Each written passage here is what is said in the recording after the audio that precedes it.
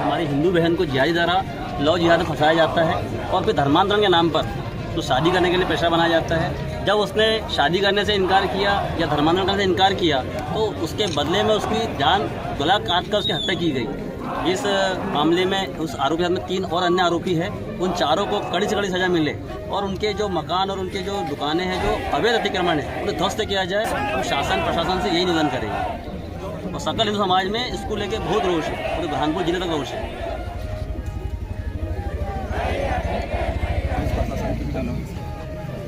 जो लोग चौकी में उस समय थे उनकी पूरी गलती है। अगर जो रिपोर्ट लिखवाई थी अगर इसी समय उसको गिरफ्तार करते तो ये घटना नहीं होती।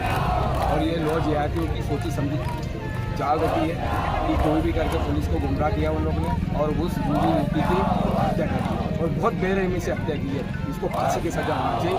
और ये लॉ जिहाद ये इनके एक मिशन चलता है कि हिंदू लड़की को बहला फुसला कर किस प्रकार से इनको ये अपने कब्जे में क्या आज उसकी गला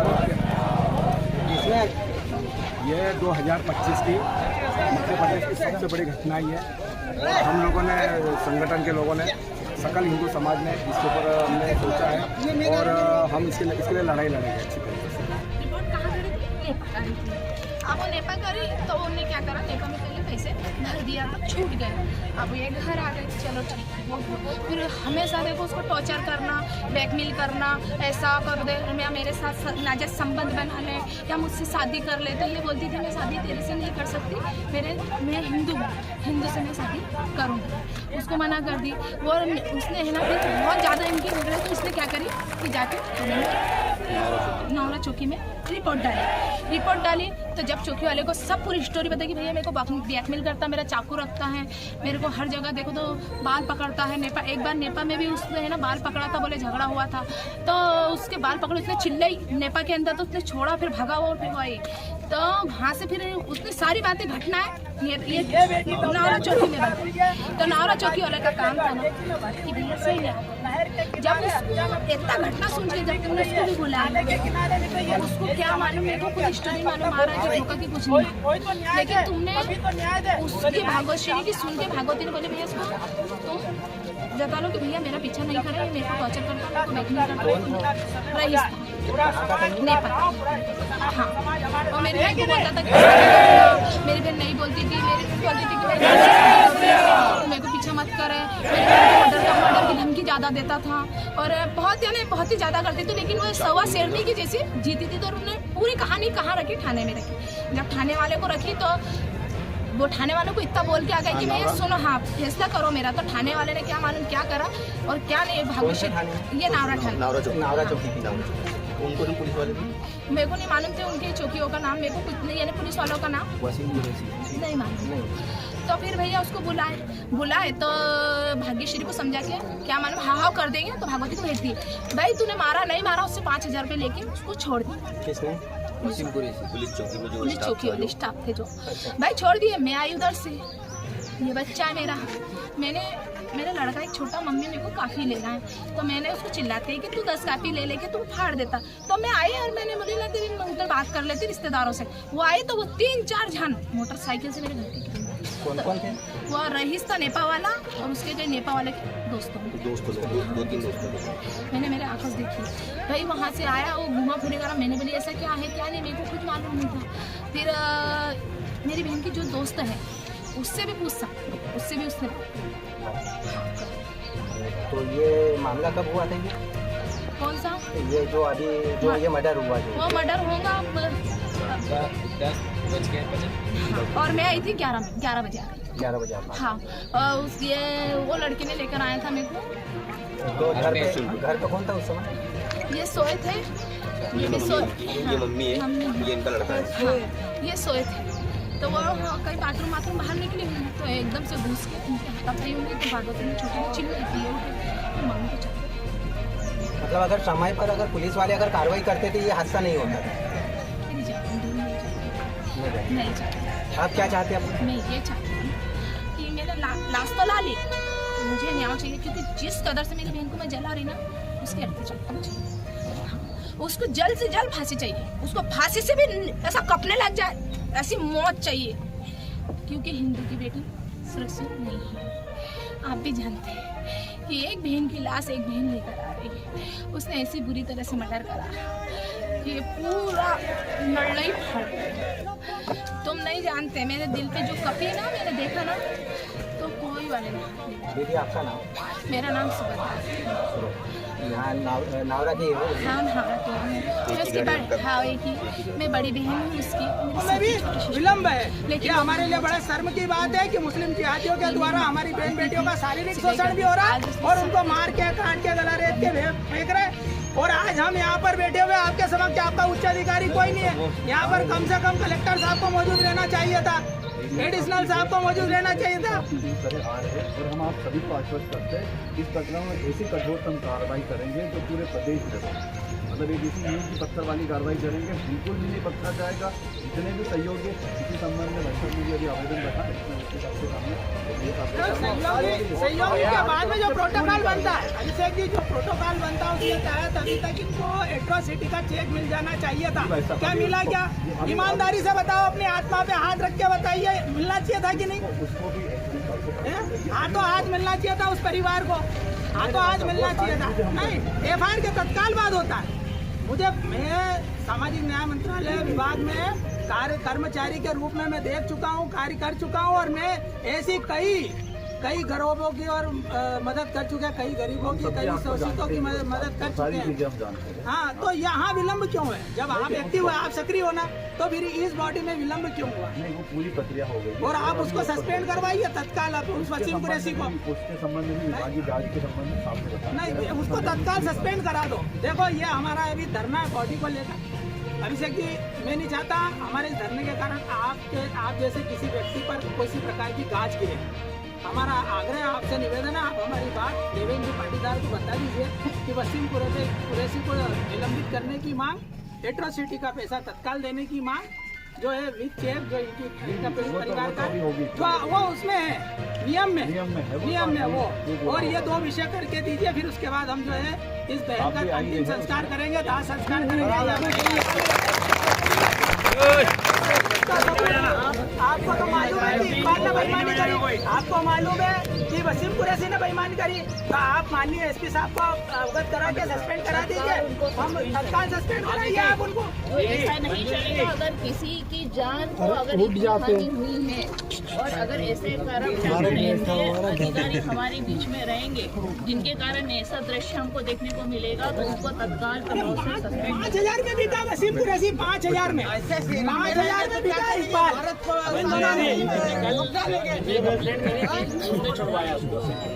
उन्होंने छोड़ा है जी, उन्होंने ज्ञापन भी दिया है इसमें, हम ज्ञापन की प्रॉपर जांच करवा रहे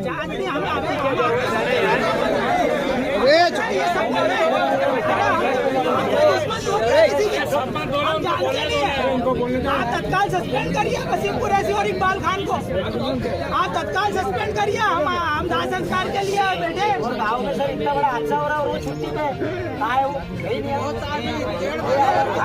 आप तत्काल कराइए सस्पेंड, तत्काल सस्पेंड करिए इकबाल खान और वसीम कुरैशी को तत्काल सस्पेंड करो। हमारे समाज की ये मांग है। देखो, ये बेटी की जान वापस आने जाएगी, तो हमारे समाज को संबल चाहिए, सहारा चाहिए, न्याय चाहिए। और अगर वो सस्पेंड नहीं हुए तो हमारे साथ अन्याय होगा। आप उन्हें तत्काल सस्पेंड करिए। पूरा स्टाफ सस्पेंड होना चाहिए। नहीं, ये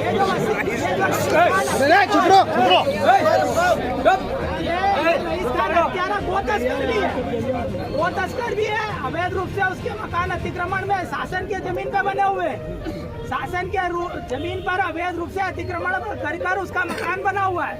तो आदमी की अकल कैसे ठिकाने आएगी? अगर हमारी बेटियां ऐसे जान देते रहेगी तो हमारी बेटियों के ऐसे गले रहते रहेंगे। अगर उनके मकान तोड़े नहीं गए, उनकी कमर तोड़ो, उन्हें निस्ते नाबूद करो, उन्हें सबक सिखाओ। ये कोई पाकिस्तान, अफगानिस्तान, सीरिया थोड़ी है, ये हिंदुस्तान है। और हिंदुस्तान में दंड का प्रावधान तो सख्त होना चाहिए। हम लोकतंत्र का युग है, यहाँ पर बहन बेटियों को पशुओं की तरह काटा जा रहा है और हम चुप बैठे हैं। जय श्री राम, जय श्री राम।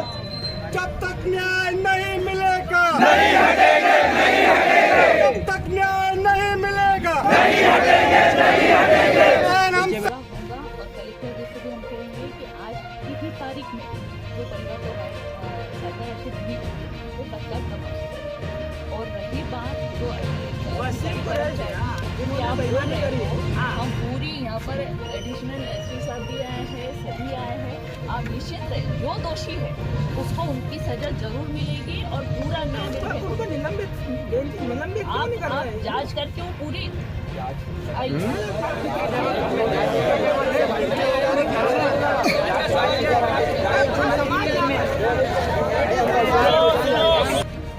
और भरोसा रखो, न्याय जरूर मिलेगा और तत्काल मिलेगा। इस पर निश्चित भरोसा रखना पड़ेगा आपको, क्योंकि भरोसे पे पूरी दुनिया टिकी है। और आप इस तरीके से आंदोलन करेंगे, एक तो उसका अपमान हो रहा है, न्याय तो मिलेगा नो डाउट, लेकिन अगर समय पर इसका अंतिम संस्कार नहीं किया जाएगा तो ये भी हम अपमान की भूमिका में रहेंगे। मेरा आप सबसे हाथ जोड़कर विनती है कि हमें न्याय जरूर मिलेगा और तत्काल, और हमेशा ये ध्यान रखना कि इस तरीके से अपराध जो भी करेगा वो कभी भी बख्शा नहीं जाएगा। तो मेरा आप लोगों से विनती यही है कि मेरी बहन को अंतिम विदाई दे दो, समय बहुत हो चुका है, उसका भी अपमान इस तरीके से मत करो। अब हम विनती करेंगे आपसे, कल रात की हत्या हुई है, इस बेटिया ने पूर्व में भी सूचना दी थी जाने तक, वो और इसने पूरी हमारा पक्ष तो सुनिए, आपकी बात सुनिए ना, समाज का कुछ होने के नाते हमारी विनती सुनिए। इसने पूर्व में सूचना दी थी, पुलिस प्रशासन ने हेल्प नहीं करी, उसके पूर्व में भी सूचना दी थी, प्रशासन ने हेल्प नहीं करी। और वहाँ पर जो दो खरदूषण बैठे हुए हैं जिनका नाम है वसीम कुरैशी और इकबाल, जब इस बिटिया ने रईस खान की कंप्लेन करी तो वसीम कुरैशी और इकबाल ने उसको हाथों हाथ 5,000 रुपये लेकर छोड़ा। अगर उसे छोड़ते नहीं कल रात को तो ये बच्ची आज हमारे बीच में जिंदा होती। तो क्या वसीम कुरैशी और इकबाल को सस्पेंड करने में क्या समस्या? आपकी बात पूरी, एक विषय हो गया, उन दोनों को सस्पेंड नहीं किया। दूसरा, अनुसूचित जाति जनजाति अत्याचार निवारण अधिनियम के तहत सामाजिक न्याय मंत्रालय में यदि किसी दलित के साथ कोई अत्याचार होता है, हत्या होती है, निर्मम हत्या होती है, तो 8,25,000 रुपए का शासन की ओर से प्रावधान है। ये हमारे अनुसूचित जाति जनजाति वर्ग के लिए विशेष रूप से सामाजिक न्याय विभाग में अपनी भारतीय जनता पार्टी की सरकार के द्वारा ये प्रावधान करा गया है। इस प्रावधान को नियम पूर्वक इन्होंने पालन नहीं किया। एफआईआर हुए 8 घंटे से ज्यादा हो गई, मर्डर हुए 16 घंटे से ज्यादा हो गए। तत्काल पीड़ित परिवार को 4,12,500 की राशि पीड़ित परिवार को दी जाना चाहिए थी, ये नियम में है। किंतु शासन के लोग, प्रशासन के लोग, पुलिस विभाग के लोग और जिला प्रशासन के लोग लापरवाही कर रहे हैं। कहीं ना कहीं इस मौत के बाद में इस परिवार को गुमराह करने की एक साजिश है, जिसके तहत अभी तक हम भी इस बात से दुखी है। हम भी सनातनी है, आप भी सनातनी हो, हम सब इस बात को जानते हैं कि सूर्यास्त के बाद में दाह संस्कार वंचित है ना, निषेध है। फिर भी आज हम इस बात को कैसे रखेंगे, कहाँ रखेंगे, किस पटल पर रखेंगे, आप तो बताइए इस बात को। और आप जैसे अभी आए बहन जी, मैं माफी चाहता हूँ, आपसे इतनी बहस हो रही है, किंतु आपके पीछे कोई भी उच्च स्तर के अधिकारी ने इस नियम का पालन नहीं किया, ये शिकायत है। तो ऐसे अधिकारियों को सस्पेंड नहीं करा जाए क्या? जिन लोगों ने पैसे लेकर हत्यारों को चढ़ा उन्हें सस्पेंड नहीं किया जाए क्या?